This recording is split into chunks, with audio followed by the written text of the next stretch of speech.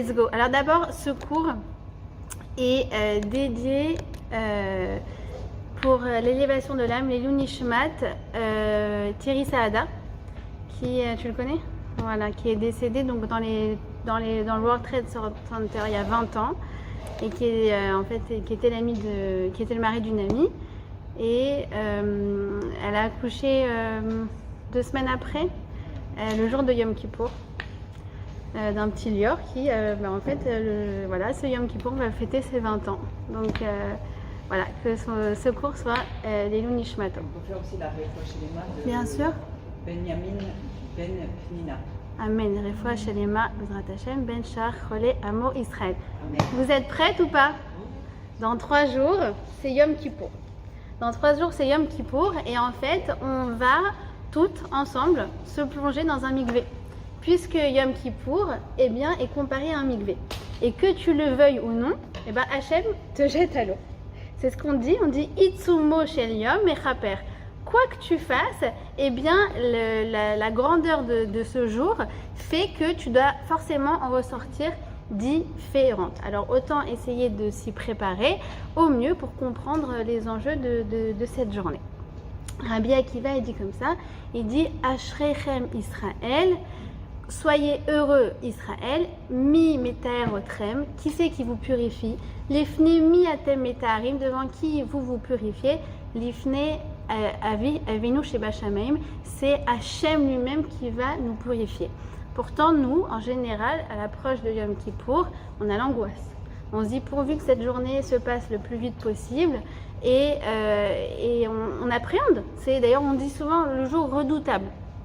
Et en fait, Yom Kippour, c'est un jour d'amour. C'est vraiment, vraiment un jour d'amour. Et comme on l'a vu au cours de préparation à Rosh Hashanah, on a vu que Hachem, c'est notre roi, mais on a vu aussi que c'est notre papa. Et en fait, on a vu à quel point il nous aime, il nous aide. Et à Yom Kippour, c'est vraiment l'apogée où on va ressentir cette relation au maximum. Et on va sortir de Yom Kippour, on va se sentir propre, on va se sentir purifié, on va se sentir belle et on va se sentir tzadika.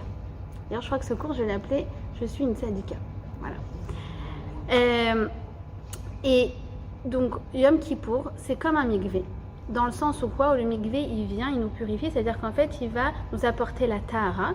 C'est quoi la tahara, selon le Maharal? C'est qu'en fait, ça va faire ressortir notre neshama.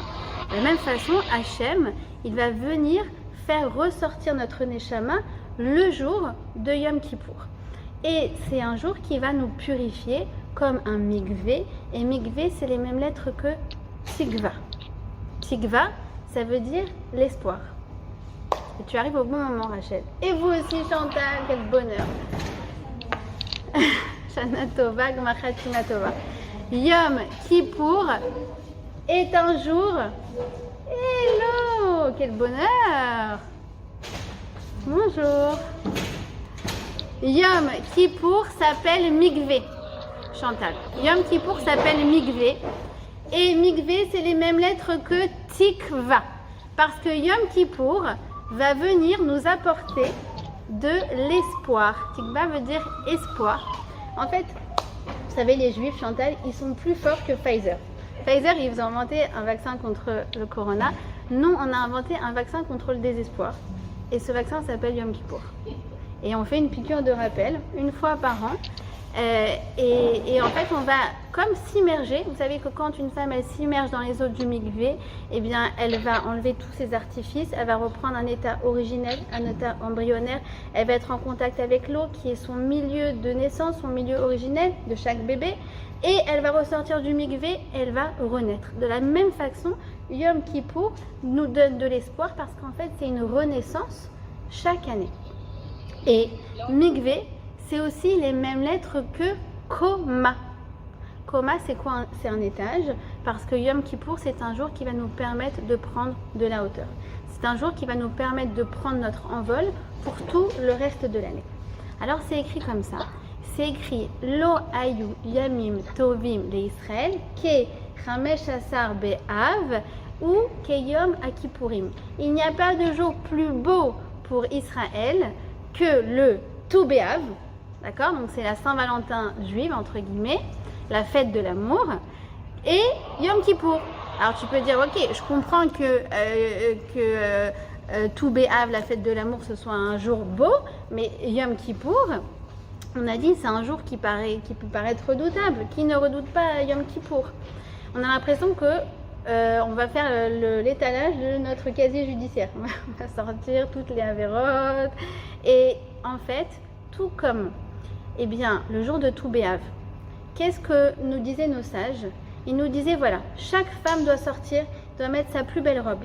Et si elle sent que les robes qu'elle a dans son armoire ne lui plaisent pas suffisamment, eh bien, elle va emprunter une robe. Mais qu'elle se sente au top, parce que le jour de Tou B'Av, il faut qu'elle se sente belle. Alors, quel est le lien avec Yom Kippour? Eh bien, aussi, le jour de Yom Kippour, c'est là pour qu'on se sente belle. Ça veut dire que c'est là pour qu'on enlève tous les sentiments qui feraient qu'on se sent laide. C'est quoi ces sentiments? C'est les sentiments de culpabilité, c'est les sentiments où je me sens déprimée, c'est les sentiments où j'ai l'impression que je ne suis pas au top, que je ne suis pas à la hauteur, que je suis... Eh bien, Yom Kippour, mechaper. Yom Kippour, ça enlève toute cette saleté pour qu'on se sente belle à nouveau. Waouh! On a des femmes de Haïfa, de Jérusalem, c'est magnifique ce soir, Baruch Hashem. Et c'est un jour... Nous disent nos Chachamim, écoutez bien, c'est un jour irrationnel. Nous, on a l'habitude, Yom Kippour, on connaît depuis qu'on est né, en général, à l'âge de 4-5 ans, déjà nos parents nous emmènent à la synagogue. D'ailleurs, vous connaissez cette expression, les Juifs de Kippour.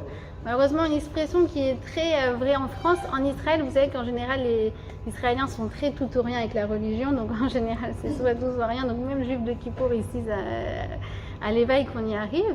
Mais en tout cas, en France et à l'étranger, souvent les Juifs sentent que même s'ils font pas cas de toutes les mitzvot pendant le reste de l'année, eh bien, le jour de Yom Kippour, ils ne peuvent pas manquer cette occasion. Pourquoi? Parce que Yom Kippour, eh bien, ça a une force unique. Nous disent nos sages que c'est Chukat Olam. C'est quoi Chuka? Un chok, c'est une loi irrationnelle. Et Yom Kippour, laissez tomber, c'est quelque chose de complètement irrationnel. Pourquoi? Parce que, écoutez bien, tout ce que je fais maintenant ne peut avoir une influence que sur le présent ou sur l'avenir, mais pas sur le passé. On ne peut pas changer le passé. On est bien d'accord, le passé c'est passé. C'est qui le dit? Qui? Timon et Pumba. Moi j'avais une autre référence, c'était la Reine des Neiges, je crois, je dis pas comme ça. Ouais. Et bien les sages aussi le disaient, le passé c'est passé. Mais nous, on a une gomme exceptionnelle qui s'appelle Yom Kippour, qui te permet d'agir aujourd'hui pour avoir une répercussion sur le passé. C'est-à-dire que ce que je fais va effacer mon passé. Je m'explique. Le 4 décembre 2020, j'ai mangé un cheeseburger au Quick. Je sais pas comment c'est pas le Quick, ça n'existe pas. Voilà. Et le jour de Yom Kippour, je regrette ce cheeseburger que j'ai mangé. Qu'est-ce qui va être écrit dans ma vie? Il va y avoir écrit le 3 décembre 2020, Joy a mangé kasher. Elle a mangé tout ce qui va être plus kasher. Je ne sais pas si vous vous rendez compte, vous commencez un petit peu à saisir la tchouva efface le passé. Et pour ça, en fait, il va falloir 3 choses très simples. 1, c'est charata, je regrette ce qui s'est passé. 2, c'est leidvadot, vidouille, je dis à voix haute ma faute. Et 3, c'est kabbalah la'atid, c'est s'engager à ne pas recommencer. Comme avec les enfants. Tu sais que ce que tu as fait, c'est pas bien? Oui. Et c'est vrai que tu regrettes ce que tu as fait? Oui. Et tu vas pas recommencer? Non. C'est ça la tchouva, c'est un jeu d'enfant. Et ça efface les fautes, même les plus graves. Je ne sais pas si vous vous rendez compte le cadeau exceptionnel qu'Akadosh Baruch Hu nous a fait. Autant Rosh Hashanah, je vous ai dit, c'est un jour à portée universelle. C'est l'anniversaire de l'humanité. Tu peux aller voir n'importe qui, un ami goy, tu lui dis, tu sais, dans 3 jours, tu vas être jugé. Par contre, Yom Kippour, c'est un jour qui a été donné exclusivement aux Juifs. on vient te dire Itsumo shel yom mechaper, c'est-à-dire que même si tu ne le veux pas, tu es crasseuse à la veille de Kippour, à la sortie du jeûne, tu es toute blanche, lavée de tes fautes. Pourvu qu'il y ait ces 3 conditions, je regrette, je le dis, je m'engage à ne plus recommencer. D'accord? Je me rappelle une fois, il y avait une fille qui s'est confiée à moi, qui m'a dit, tu ne te rends pas compte, moi, qu'est-ce que j'ai fait par le passé, etc. Et elle me raconte, en gros, tout simplement, elle est dans une famille pas pratiquante, et au Hachem, elle a fait tchouva, mais elle s'en voulait par rapport au passé. Et qu'est-ce que j'ai mangé, qu'est-ce que j'ai fait, qu'est-ce que j'ai pas fait, qu'est-ce que j'ai... Et moi, je la regarde, mais vraiment comme une enfant, quoi. Je dis, mais c'est très simple. Regarde, la tchouva, c'est hyper simple. T'as 3 mots. Rarata, tu regrettes. Regarde, tu vois bien que tu regrettes. 2, vidouille, regarde, tu le dis. 3, kabbalélatite, regarde, tu recommences pas. Donc, t'as fait tchouva. Hachem, il a effacé tes fautes. Et elle continue, elle s'enfonce. C'est pas possible. En vérité, il y a des gens qui croient au Averot, qui croient à la punition. Mais par contre, à combien Kadosh Baruch Hu il t'aime, à combien c'est possible de réparer, à combien dans son infini chesed, il nous efface nos fautes, alors qu'on a juste dit 3 mots en disant j'ai fait ça, je pardonne, je regrette et je veux plus recommencer. Et Hachem, il efface. C'est nous qui nous enfonçons dans la faute. C'est pour ça que Rabbi Nachman dit comme ça, il dit Imata ma'amin chez Efshar les kalkel, ta'amin chez Efshar les taken. Si tu crois, tu as la emuna, ta'amin. Si tu as la emuna que tu peux casser. C'est quoi j'ai la emuna que je peux casser? J'ai la emuna que mes avérotes, elles ont brisé quelque chose en moi. Elles ont brisé quelque chose dans ma relation avec Akadosh Baruch Hu. Oui, ça j'ai la emuna. Alors continue. Ta'amin chez Efshar les taken. Pourquoi tu t'arrêtes là? La force de la tchouva, ça peut effacer ce que tu as brisé. Et c'est encore même plus puissant que ça. Et c'est pour ça que ça demande la émouna. Parce que nous, toute la journée, qu'est-ce qu'on fait? On voit que le mal. Et les médias, ils ont fait ça. Et tel truc, ça se passe pas bien. Et le corona, et on n'arrive plus, machin. Les gens, ils te font ça, mais en fait, après, ils te plantent. Et tatati, tatati. Combien on se plante toute la journée? Alors oui, certes, elle dit comme ça. L'imam Mizrahi, c'est quoi cette notion de émouna? Il dit oui, c'est vrai qu'on voit qu'avec une allumette, on peut incendier toute une forêt. Mais sache que toi, Akadosh Baruch Hu t'a donné la force à toi toute seule de replanter une forêt tout entière. Tu le crois ça? Tu crois qu'avec une allumette on peut incendier toute une forêt? Ça, tu le crois? Alors crois aussi que toi, tu es capable de replanter une forêt tout entière. Ça, c'est la force de la kapara. Ça, c'est la force de la tchouva. Ça, c'est la force de Yom Kippour. Et la Gemara, elle vient dans ma Masechet Avodah Zara. Et elle vient te dire, regarde, tu veux que je t'explique la force de la tchouva? Je vais y aller, mais vous savez, quand la Torah elle y va, elle ne fait pas dans la dentelle. D'accord? Elle vient et te dit, regarde, je vais te prendre le pire débauché du monde. Comment s'appelait ce pire débauché au monde? Eliezer ben Dourdaya. Eliezer ben Dourdaya, c'était quoi sa vie? Vraiment une vie de... Il faut s'imaginer, débauché au point qu'il n'y avait pas une prostituée au monde à qui il n'avait pas rendu visite. Vous s'imaginez.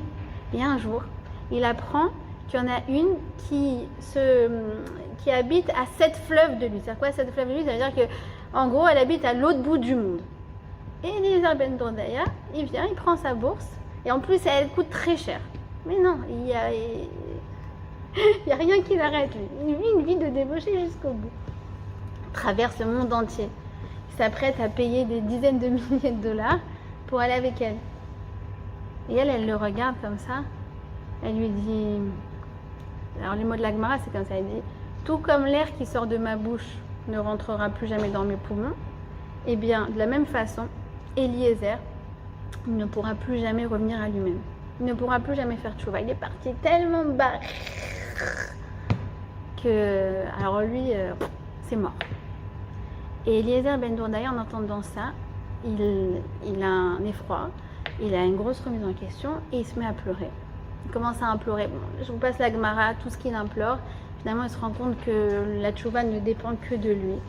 Et il se met à pleurer à tel point que sa neshama quitte son corps. Et à ce moment-là, il y a une voix du ciel qui dit quoi? Rabbi Eliezer ben Dourdaya est invité dans le monde futur. Et Rabbi Yehuda Hanassi, quand il entend ça, il faut s'imaginer Rabbi Yehuda Hanassi, Rabbi Yehuda Hanassi, il a donné sa vie pour le clan Israël. Il a fait toutes les mitzvot de la Torah. C'est lui qui a compilé toute la Mishnah. Il faut s'imaginer une vie entière de Torah.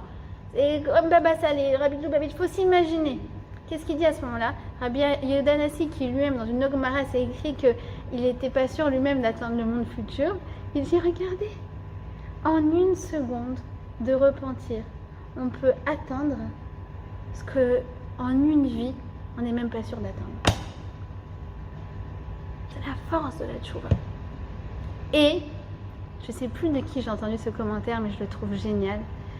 C'est écrit comme ça, mais pourquoi c'est écrit Rabbi Eliezer ben Dourdaya? Rabbi, vous savez c'est qui Rabbi? Rabbi Akiva, Rabbi Meir, Rabbi Meir Balanes, Rabbi Yehuda Hanassi. Mais Rabbi Eliezer ben Dourdaya, il y a 3 minutes, c'était le pire débauché du monde. Rabbi, oui, parce que qui s'appelle Rabbi? C'est quelqu'un qui vient apporter un enseignement au monde. Eh bien, Rabbi Eliezer ben Dourdaya est venu nous apporter un enseignement magnifique. Il nous a montré que rien ne peut résister à la tchouva, qui a la capacité de réparer absolument tout. Même, ça c'est encore plus fort, c'est que c'est possible de faire une tchouva telle que ça efface, comme on a dit, toutes les fautes d'une vie en 2 minutes. Mais encore plus que ça, ça peut effacer même toutes les fautes des vies antérieures. Bon, alors vous savez que je ne suis pas très Mekoubal, mystique, tatati, tatata, mais a priori, on n'a pas vécu que cette vie-là. Vous êtes bien d'accord? On sent que notre Neshama, ça fait longtemps qu'elle se trimballe. C'est quoi Gilgoul? Se trimballer. Comme j'ai raconté à mon mari il y a 2 jours, je lui ai dit, tu sais que moi, la première fois que j'ai entendu parler yiddish, j'ai fondu en larmes. Je ne connaissais même pas cette langue. Je ne connaissais pas cette langue. J'étais assise à table avec la grand-mère de mon ami. Et tout d'un coup, elle se met à parler yiddish. Je ne sais pas ce qui m'a pris. J'ai commencé à sangloter, à pleurer. Je sais quoi cette langue? Et bon, voilà. Est-ce que c'est ma Neshama qui la connaissait? Je ne sais pas. Mais j'ai fondu en larmes sans jamais avoir connu cette langue. Et comme on le dit, on dit quoi? Que Hachem pardonne nos fautes. Ben Begil Goulze ou Ben Begil Goulafer. Hachem, on est vraiment chutzpah. C'est vraiment chutzpah, c'est le comble de c'est la chutzpah. Hachem, s'il te plaît, tu peux me pardonner, donc pas les fautes de cette année, pas seulement ça, les fautes de toute ma vie depuis que je suis née, et les fautes de toutes mes vies d'avant, depuis Adam Arishon. Hachem, il pardonne. C'est fort. On ne peut pas passer à côté du Yom Kippour. Vous êtes bien d'accord? On ne peut pas passer à côté du Yom Kippour. Ils ont raison, les Juifs du Kippour. Alors venez, on va essayer de passer en revue les étapes de cette journée. Sachant que, il faut savoir, c'est que ce cours-là, en vérité, on pourrait y passer des heures et des heures. Mais j'ai essayé de sélectionner vraiment les meilleures parties, celles qui vont nous apporter vraiment un enseignement par rapport à Yom Kippour et par rapport à tout le reste de l'année. Alors d'abord, on va commencer, avant tout, avec la veille de Yom Kippour, le 9 Tishri. Cet enseignement, ça fait 3 ans que je le livre. Et je me suis dit, peut-être que celles qui viennent au cours, elles en ont un peu marre de l'entendre, mais je ne peux pas être mévatère dessus. Je ne peux pas le laisser parce qu'il est beaucoup trop important. C'est écrit comme ça. C'est écrit. Tout comme c'est une mitzvah de jeûner le 10e jour, donc le jour de Kippour, c'est une mitzvah de manger le 9e. Encore mieux, celui qui mange le 9e, c'est comme s'il avait déjà jeûné le 10e. C'est très bizarre quand même. Parce que n'importe qui de normalement constitué, il sait que pendant les 25 prochaines heures, il ne va pas manger. A priori, la chose la plus naturelle à faire, c'est de manger, vous êtes bien d'accord. Mais ça nous est compté comme une mitzvah. On va essayer de comprendre parce que c'est juste exceptionnel. Exceptionnel ce qui se cache comme enseignement derrière. D'abord, pour nous dire une chose, c'est que de jeûner, ça n'est pas l'idéal. Et ça n'a jamais été l'idéal. De se mortifier, de se morfondre, absolument pas. Et c'est d'ailleurs la Haftara que l'on lit le jour de Yom Kippour. la Haftara de Ishayahu, de Isaïe. Qu'est-ce qu'il nous dit? Il nous dit comme ça. Mais est-ce qu'un jeûne peut être agréable un jour où l'homme se mortifie? Voilà le jeûne que j'aime. Rompre les chaînes de l'injustice, dénouer les liens de tous les jours, renvoyer libre ceux qu'on opprime, briser toute servitude, partager ton pain avec la famille, recueillir dans ta maison les malheureux sans asile, quand tu vois un homme nu le couvrir, et de ne jamais te dérober à ceux qui sont comme ta propre chair. Alors ça aussi, ce Isaïe là, ça pourrait faire l'objet d'un cours entier. Mais pour nous dire que quoi? On dit, mais tu crois que Hachem, ça lui fait plaisir de te voir te mortifier? Hachem veut te voir kiffer. Et il veut encore plus vous voir vous faire kiffer les uns les autres. Ça, c'est beaucoup mieux qu'un jeûne. En vérité, le jeûne, c'est pas l'idéal. Et ceux qui croient que Kippour est emblématique du judaïsme, c'est faux, ultra faux. Comment je sais? Comment je sais? Parce que Yom Kippour est appelé Yom HaKippurim. Yom HaKippurim. Kippour ressemble à Purim. Comme pour dire, attends, en fait, Kippour, c'est un grand jour. Pourquoi? Parce que ça ressemble à Purim. C'est la preuve que, qu'est-ce qui est la référence dans la Torah? C'est pas Kippour, c'est Purim.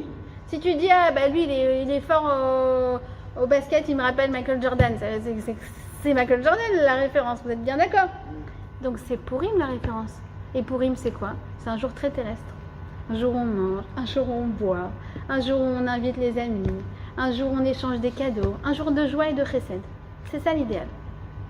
D'accord? Et c'est ça le judaïsme. Kippour, c'est un jour dans l'année. Et c'est pour te dire quoi? C'est quoi cette idée que le 9e jour, alors que tu fais quelque chose qui est le plus naturel du monde, qui est de jeûner, de manger à la veille d'un jeûne, ça t'est compté comme une mitzvah. Qu'est-ce que ça vient nous apprendre? C'est pour nous faire comprendre que n'importe quel acte matériel, tout le reste de l'année, peut être kadosh. Même ceux que tu fais naturellement, parce qu'ils te semblent nécessaires en tant qu'être humain. Et ça, c'est encore une fois un chesed, une bonté infinie du Créateur. C'est quoi? C'est écrit comme ça. Excusez-moi, il y a beaucoup de références aujourd'hui. Rabbi Ben Akashia Omer, Ratsa Akadosh Baruch Hu les Zakot et Israël, les Fichar, Irba Laem Torah ou Mitzvot. Hachem a voulu nous donner des mérites. C'est la raison pour laquelle il nous a donné plein de mitzvot. Il ne nous a pas donné une, pas 10, pas 56, 113. C'est énorme. C'est énorme. Et toi, tu as envie de dire, s'il nous aime, alors justement, qu'il nous laisse un petit peu libre, non? C'est angoissant que toute la vie soit codifiée comme ça. Vous êtes bien d'accord? Alors écoutez bien. C'est qu'en fait, Hachem, il nous aime tellement que même les choses les plus naturelles, il les a mises dans les 613 mitzvot. Je m'explique. Faire attention à sa santé. Ça s'appelle l'instinct de survie. N'importe quel être humain en bonne santé mentale fait ça. La Torah, Venishmartem meotled nafshotechem. Donc quand toi, tu as un petit bobo et que tu mets un pansement dessus, que tu désinfectes juste avant, ça s'appelle mitzvah. Quand toi, tu fais attention à ne pas traverser en dehors du passage piéton, ça s'appelle mitzvah. Quand toi, tu te brosses les dents pour ne pas avoir de caries, ça s'appelle mitzvah. Quand toi, tu prends des vitamines le matin, parce que tu te lèves la nuit pour ton nourrisson, ça s'appelle mitzvah. J'y vais ou pas? Quand tu fais le vaccin. Ça s'appelle mitzvah. C'est pas moi qui le dis, c'est le Rav Kenipski. Il a dit, tu fais 4 mitzvahs, je crois 3 mitzvahs. Vous avez vu la vidéo? Tu fais la mitzvah de faire attention à sa santé. Ve'afta l'erecha kamocha, je crois, de aimer ton prochain comme toi-même, ce que tu protèges. Je sais plus, écouter Emunat Rachamim, d'écouter la parole des sages. Bref, j'ai kiffé. En fait, il dit, mais quand tu vas et tu fais ton vaccin, il va pas stam. Dis Hachem, je suis en train de faire 4 mitzvot en même temps là. C'est classe. C'est très très classe. Tout ça, c'est des mitzvot. On continue. Pas shacharit. C'est quoi cette mitzvah? C'est prendre son petit déjeuner.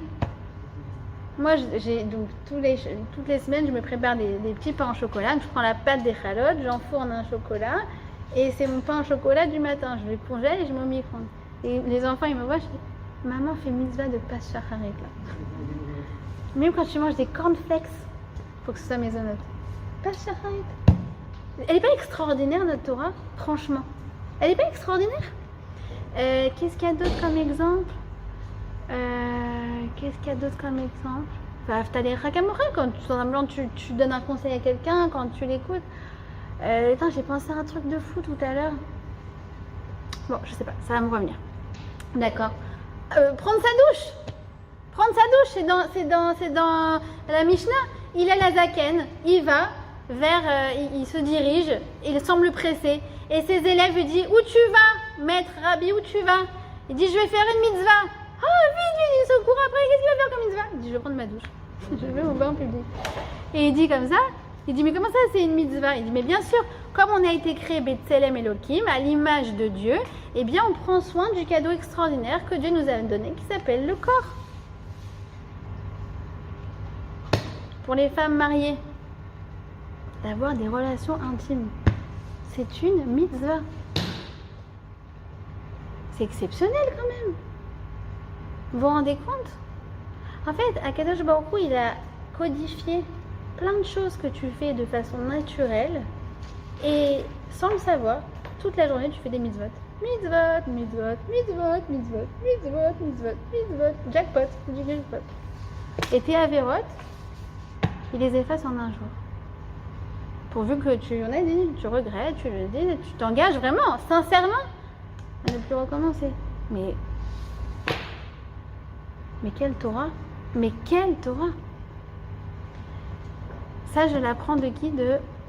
C'est un enseignement de Rav Yakovson. Il raconte que quand il était petit, je vous ai déjà raconté cette histoire. Quand il était petit, de 8-9 ans, c'était un enfant qui avait beaucoup de questions sur... il était à la yeshiva, mais il avait un esprit critique. Il avait beaucoup de questions parfois qui pouvaient énerver les rabbinim. Il a dit que... Bon, en même temps, c'est de la vieille époque, il doit avoir 75 ans, mais il s'est déjà pris des tartes à cause de ces questions. Et un jour, il sort de la yeshiva, et là, il tombe sur qui? Sur le Rav Shlomo Zalman Auerbach. D'accord? Une sommité. Zecher Tzadik Akadosh Livracha. Et alors, il le voit, il se dit... il le voit à l'arrêt de bus. C'est comme si il voit une star. Il se dit... Rav, j'ai une question. Et là, le Rav Shlomo Zalman lui dit... oui, bien sûr, mon petit, quelle est ta question? Et là, il dit, moi qui ai des questions tout le temps, à ce moment-là, je ne sais pas pourquoi ça m'échappe, j'ai plus de questions. Et finalement, bon, il se reprend, il dit, oui, j'ai une question. Et il dit, mais attends, je comprends pas. Hachem, il a dit qu'il nous aime. Ratsa, Kadosh Baruch Hu, les Akot et Israël, il veut nous donner des mérites. Les Fichar, Nathan, Torah, les Fichar, Irbe, Lahem, Torah, Mitzvot. Alors, il nous a donné plein de mitzvot. Mais quelle arnaque! C'est pas vrai, normalement, quand tu aimes quelqu'un, tu le laisses tranquille. La réponse de Shlomo Zalman Auerbach, magnifique. Il dit comme ça, il dit, dis-moi, mon petit, est-ce que ça t'est déjà arrivé de mettre les deux chaussures en même temps? Je dis, pardon? Il dit, bah non, je mets toujours une avant l'autre. Alors il dit, regarde, dans le Shulchan Aruch, c'est écrit qu'il faut mettre sa chaussure droite avant sa chaussure gauche. Ça pourrait paraître embêtant, n'est-ce pas? Que même jusqu'aux chaussures, la Torah vient codifier le comportement. Et quand tu réfléchis, les fautes vis-à-vis de notre prochain, Hachem ne peut pas les pardonner à sa place.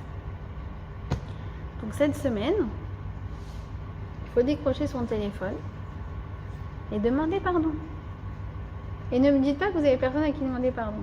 Vous n'êtes pas sadiqa à ce point-là, parce qu'on fait toutes des erreurs.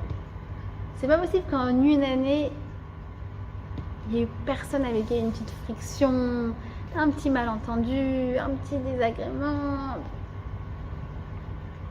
C'est le moment. C'est le moment de décrocher son téléphone et de demander pardon. Et de dire, je te demande pardon. Je vous ai déjà dit que cette phrase, elle écorche comment on dit la gorge. Mais il faut apprendre à la dire. Moi, j'ai appris à la dire. Ça va pas du tout de soi. Je te demande pardon. En fait, je pense que tu avais raison. Je n'ai pas été à la hauteur. Je regrette ce que j'ai fait. Je suppose que je t'ai fait de la peine et je suis vraiment désolée. C'est sûr. Et ça, il faut le faire avant Yom Kippour parce que ça, Hachem, vous ai dit, il peut tout faire, hein, quand ça le concerne lui. Mais quand ça concerne les autres, il va falloir assumer ses responsabilités. D'accord? Ensuite, on rentre dans la journée sous le signe du 5, d'accord? On va avoir 5 interdits, ne pas manger, ne pas... Non, oui, des chaussures en cuir, shotim l'autre, lo mitrachatim, ne pas se doucher, lo mitbasemim, en aleor. Et ne pas, voilà, bon bref, ça m'échappe, mais on a 5 interdits le jour de Yom Kippour. Et de la même façon, on va avoir 5 tfilas le jour de Yom Kippour. Arvit, Shacharit, Moussaf, Mincha et la Neila. Voilà, il faut vraiment que je fasse mes révisions là, c'est la catastrophe. Et ça en fait, c'est parce que justement on met le corps de côté. C'est pour ça qu'on a ces 5 interdits, parce qu'en fait le corps est mis de côté et qu'on va avoir 5 prières, parce que là c'est la Neshama en fait que l'on vient nourrir. Au lieu de nourrir le corps, on nourrit la Neshama. D'accord? On doit faire le vidouille. Donc le vidouille, c'est ce fameux texte écrit de Aleph à Tav, si vous voulez, de A à Z, avec qui contient en fait toutes les fautes qu'on pourrait faire. C'est-à-dire qu'on va essayer de penser effectivement à des choses, voilà, j'ai marmonné le Birkat Amazon 90% du temps, j'ai pas bien fait mes brachot, bref, chacune son niveau, mais on ne peut pas penser forcément à ce qui s'est passé pendant les 364 jours, d'accord?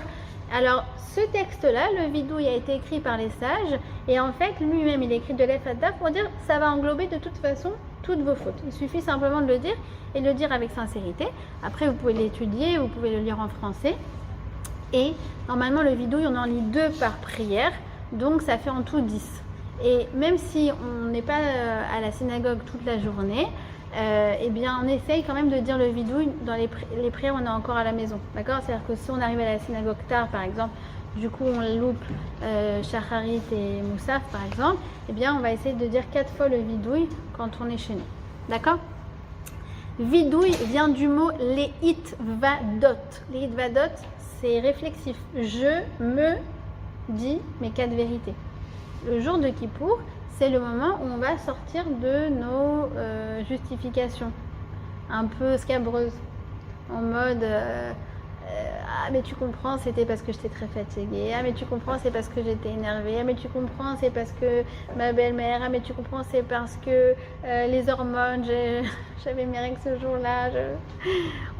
Tout le temps on se trouve évidemment des prétextes, et bien ce jour-là il n'y a pas de prétexte.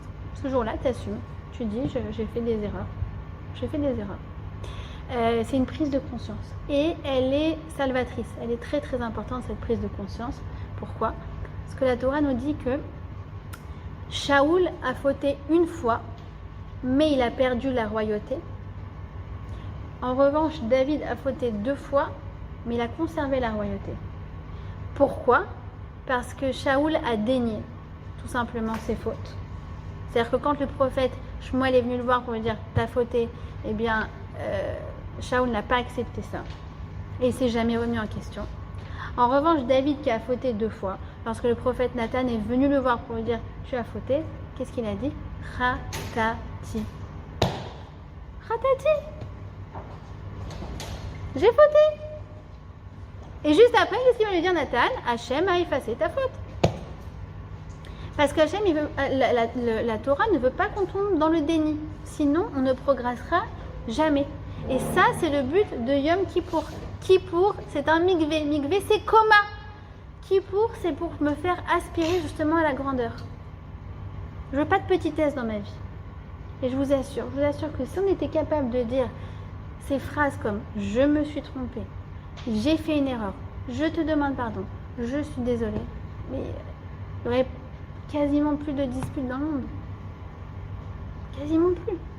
Combien de fois t'entends les 2 belles-sœurs qui sont fâchées depuis 20 ans? Combien de fois t'entends ce truc-là? Et tu dis, en fait, qu'est-ce qui s'est passé? Bah, j'étais chez elle n'a pas voulu me servir le café. Et tu peux pas lui demander pardon, pardonner. Vous savez, c'est ça il y a 2 choses il n'y a rien qui est irrétrapable dans une relation en général. Regardez, même nous, on a fait le veau d'or, Hachem, il nous a pardonné. Mais quoi? Qu'est-ce qui va être irrattrapable? C'est quelqu'un qui ne sait pas pardonner, d'accord, à l'autre, quelqu'un qui ne sait pas demander pardon, et aussi quelqu'un qui ne sait pas se pardonner. Moi, j'ai connu un couple comme ça, c'était déchirant. Parce que lui, il a fait quelque chose, vraiment pour le coup, tu peux dire irrattrapable. Mais elle a fait un travail sur elle exceptionnel. Mais quand je vous dis exceptionnel, de lui pardonner. Ben c'est lui qui il a pas voulu. Parce que lui-même n'a pas su se pardonner à lui-même. C'est ça en fait. C'est tout aussi le but de Kippour, c'est de reconnaître qu'on a fait des fautes. Et que c'est pas grave, qu'on peut continuer à aller de l'avant, malgré tout. Comment? C'est bon, je peux monter d'étage. J'ai descendu un étage, mais je peux en monter deux. Pas parce que je suis descendue que je suis obligée de descendre plus bas. Mais nous, parfois, on a honte. En vérité, c'est très désagréable le sentiment de tu demandes pardon. Pourquoi? En vérité, c'est parce qu'en fait, tu as honte. C'est la chouma de demander pardon. La honte, sachez-le, c'est le sentiment de quelqu'un qui est grand. De qui j'apprends ça? De Adam et Chava. Quand ils ont fait la faute, qu'est-ce qu'ils ont fait? Qu'est-ce qu'il y a écrit? Itbosheshu. Ils ont eu la boucha, la chouma, comment on dit en yiddish. Je vais me mettre à pleurer. Itbosheshu, c'est le sentiment d'avoir honte. Mais c'est très bien. Vous savez, les psys modernes, ils ont voulu nous enlever le sentiment de honte. Genre en mode, non, mais tout est ok, non, mais tout est truc, c'est bon, zéro frustration, zéro culpabilité, zéro truc. Non, ce que tu as fait, c'était pas bien. Et c'est désagréable. Mais bosh, boucha, à l'envers, ça fait quoi? Chouva. C'est le sentiment de honte, en fait, c'est un tremplin, parce que c'est ça qui te permet de te remettre en question et de changer. C'est notre conscience. La honte, en fait, c'est quoi? C'est notre conscience qui nous rappelle à l'ordre. C'est notre conscience qui nous rappelle qu'on n'a pas été à la hauteur. D'accord? Qu'on a exprimé la partie basse de nous-mêmes. C'est dommage. D'accord?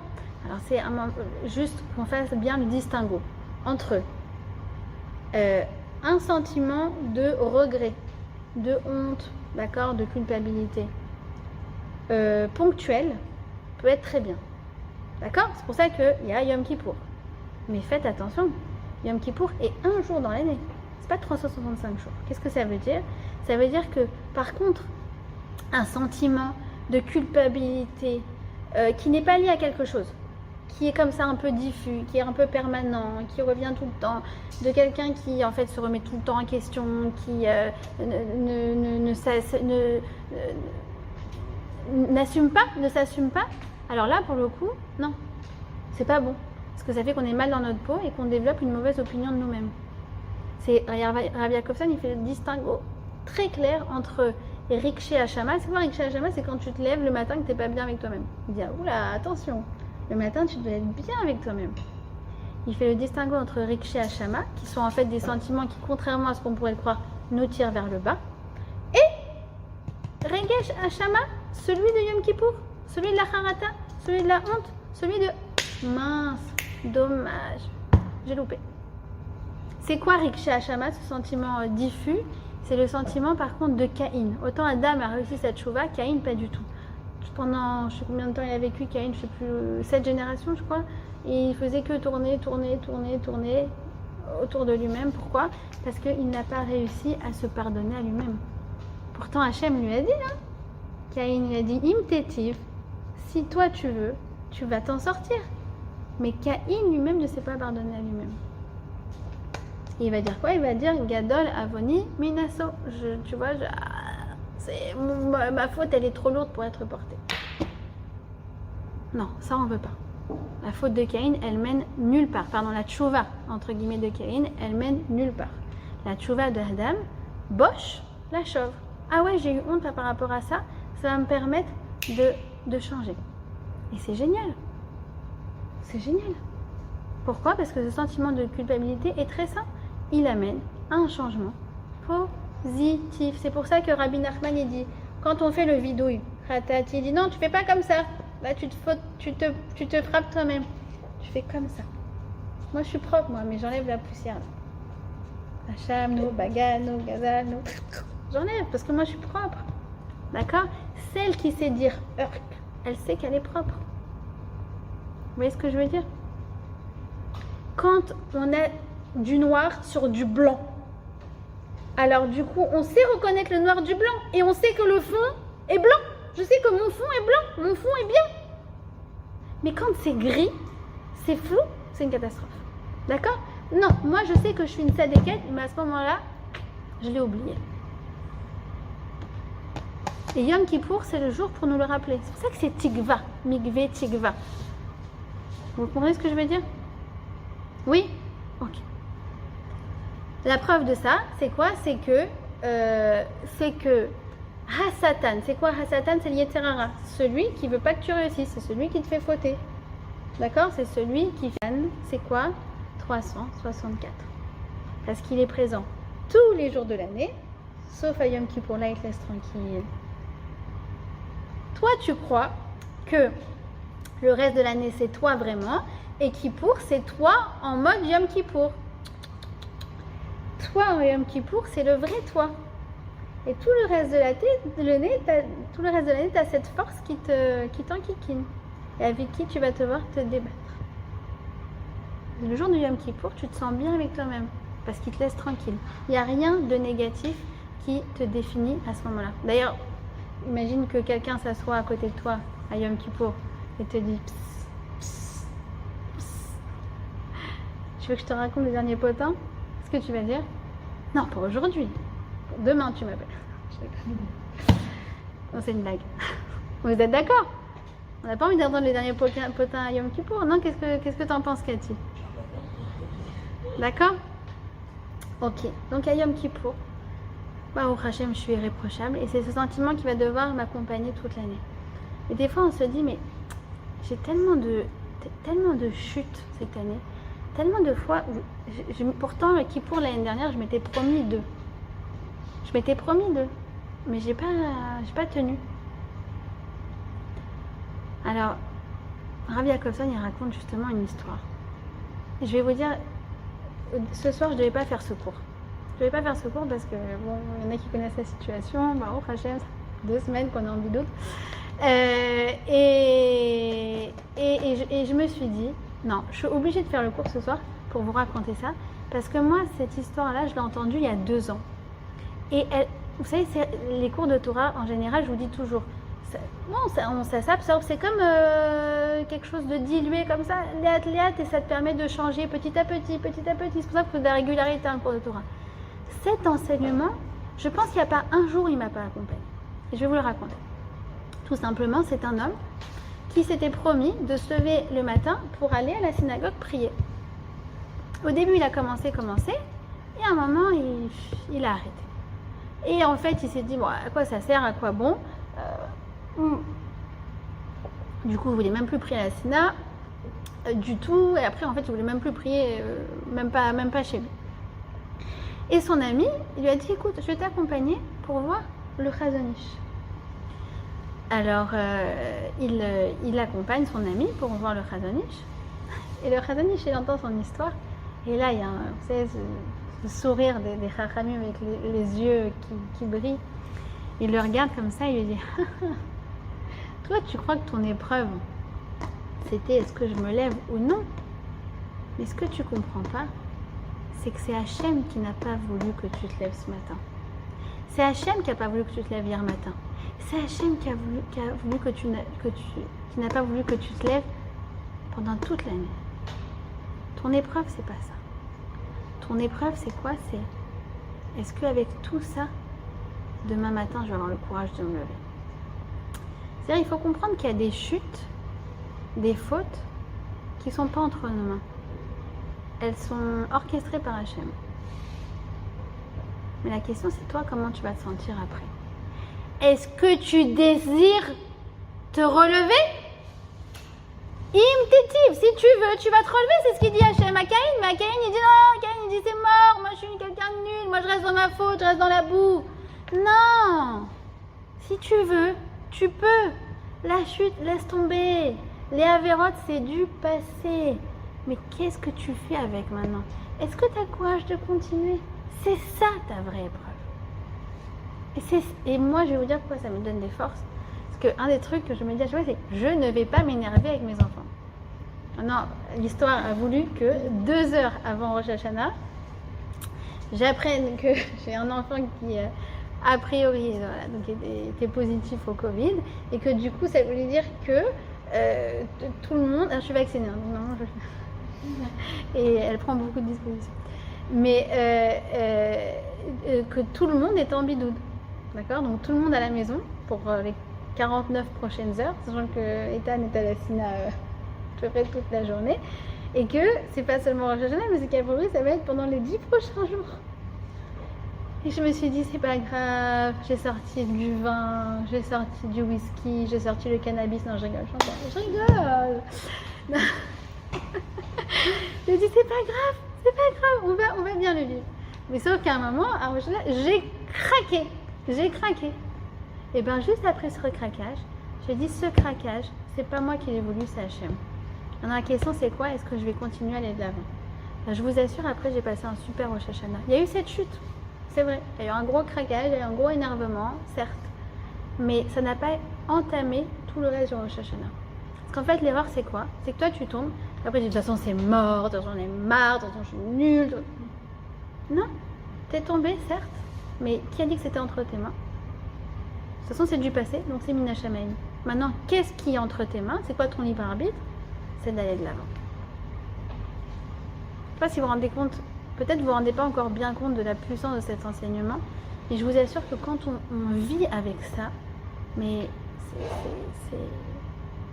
c'est des épreuves qu'on comprend. C'est pour ça comment on dit, des challenges qu'on réussit.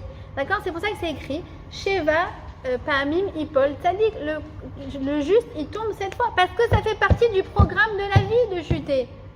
Et comme c'est écrit 7 c'est la globalité, c'est que toute ta vie elle va être comme ça. La question c'est pas est-ce que tu tombes ou pas, la question c'est est-ce que tu te relèves ou pas. Et ça, mais quand on entend ça, on dit mais c'est une force exceptionnelle. De qui on apprend ça? Entre parenthèses, de Yehuda. Vous savez, Yehuda, il a été avec une femme qu'il pensait être une prostituée. Vous connaissez l'histoire, en fait, c'était sa belle-fille Tamar. Mais comment on peut sentir à la place de Yehuda le lendemain de cette affaire? Je sais pas, imaginez un grand rave qui a été avec une prostituée. Enfin, ça va? Ça va? Et quand elle vient lui dit ça c'est à toi, c'est des choses que tu m'as laissées, il aurait très bien pu dire c'est pas du tout à moi, non, de quoi elle parle? Ben non. Yehuda, maturité. Je reconnais. D'où son nom Yehuda, l'Hérodot. Je reconnais. La faute, elle n'était pas entre ses mains. Pourquoi? Comment on le sait? Parce qu'on dit qu'il a été attiré vers elle de façon inextricable. C'était plus fort que lui. C'était pas entre ses mains. C'était orchestré par Akadosh Baruch Hu. Par contre, est-ce qu'il se relève après ça? Ça, c'était oui entre ses mains.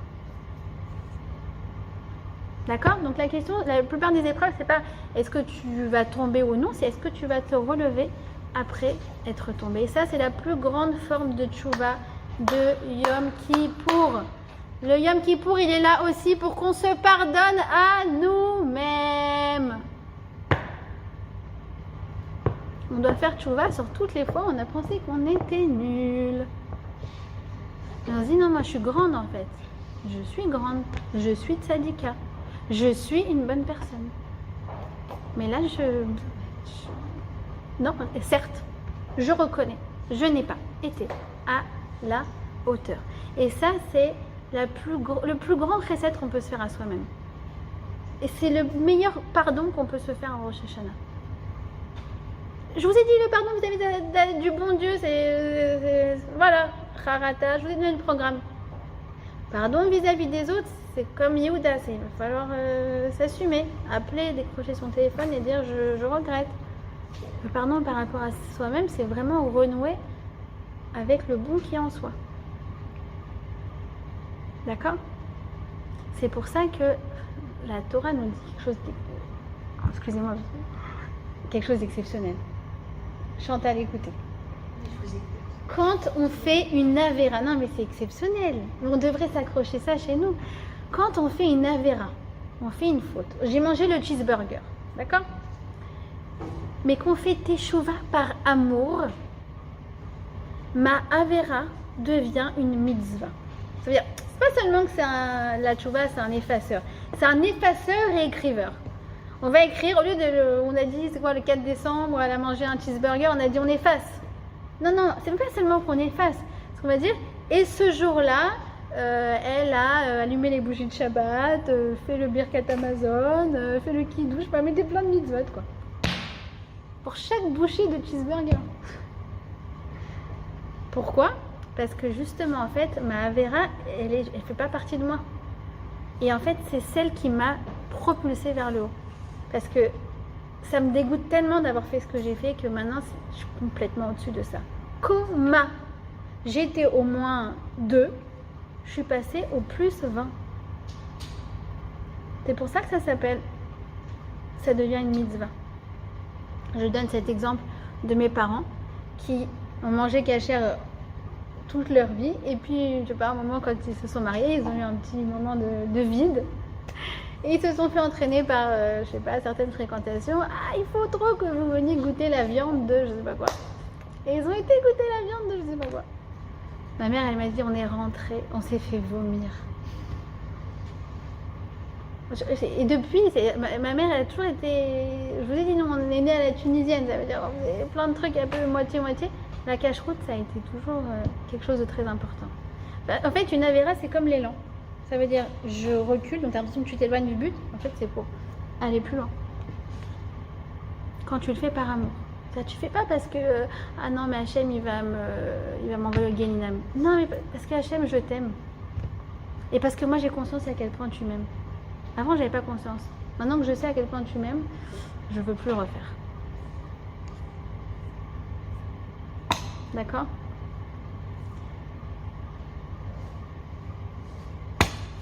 Yom Kippour c'est le jour du pardon aussi. Bon,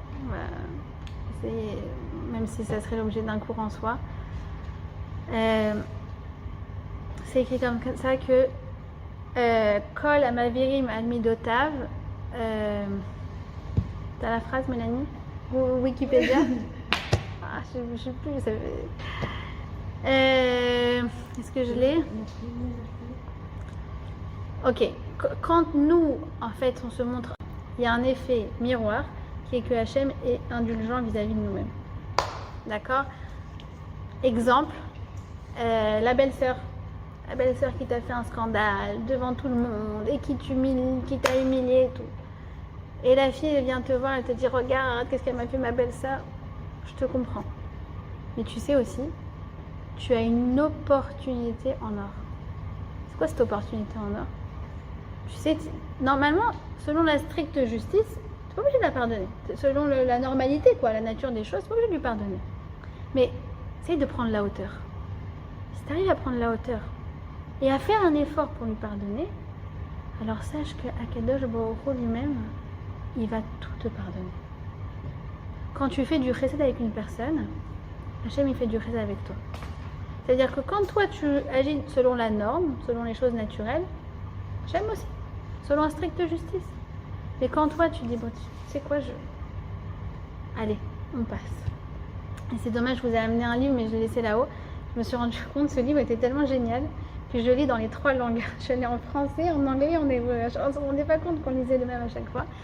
Et je veux l'étudier à la choule, le Shabbat. C'est sur justement les 13 midot de Rachamim qu'on lit à Yom Kippour. C'est un programme exceptionnel. Alors je le dis, ça s'appelle en français À l'ombre du palmier. C'est un livre exceptionnel sur un commentaire sur ces 13 midot justement qu'on lit à Yom Kippour. Et c'est un programme de pardon. Et ce qu'il explique d'exceptionnel, c'est qu'en fait, il n'y a pas plus grande protection pour le Ham Israël que quand on arrive à se pardonner les uns les autres. Et je me rappelle, vous savez, quand il y a eu la Mifta, il y a eu la guerre à Shomer HaChomot, au mois de mai. Bon, au début, on avait un petit peu peur. Moi, j'ai pris mon courage à 2 mains, justement. Il y a 2 voisines qui sont fâchées. Maintenant, il y en a une qui est vraiment, elle exagère. Franchement, elle exagère. Et l'autre, elle lui pardonne pas. Et j'ai été la voir. Je lui ai dit, celle qui lui pardonne pas, je lui ai dit, regarde, s'il te plaît, j'ai un service à te demander. Tu sais, là, on est en temps de danger. Et ben, il n'y a pas plus grande protection que quand on arrive à se pardonner l'un l'autre. Alors moi, j'ai un service à te demander. Est-ce que tu peux lui pardonner à l'autre? Même si, d'accord, je sais, elle exagère tout ce que tu veux. Je lui dis parce que moi, je crois plus en ton pardon qu'en Kippat Barzel. Il n'y a pas plus grande protection pour le Ham Israël quand on arrive à se pardonner les uns les autres. D'accord? Donc voilà, essayez de garder ça en tête. Arriver à Yom Kippour, ce qu'on appelle en hébreu Mefouyas. Mefouyas, c'est apaiser sans aucune rancœur. D'accord? On va terminer sur la Neila. D'accord? La Neila, il y a les 7 cieux, les 7 Shamaim qui sont ouverts. On est en lien directement avec le Kisei HaKavod. À ce moment-là, on peut tout demander. On ne dit plus Kadvenu Bechaim, on dit Chatmenu Bechaim. C'est Hachem, il écrivait. Et là, il va signer, tamponner. Alors là, tamponne-nous, s'il te plaît, Hachem, des bonnes choses. Et voilà. Et Bezrat Hachem, qu'on ressorte de Yom Kippour. On est bien après Yom Kippour. Hein. Comment on est?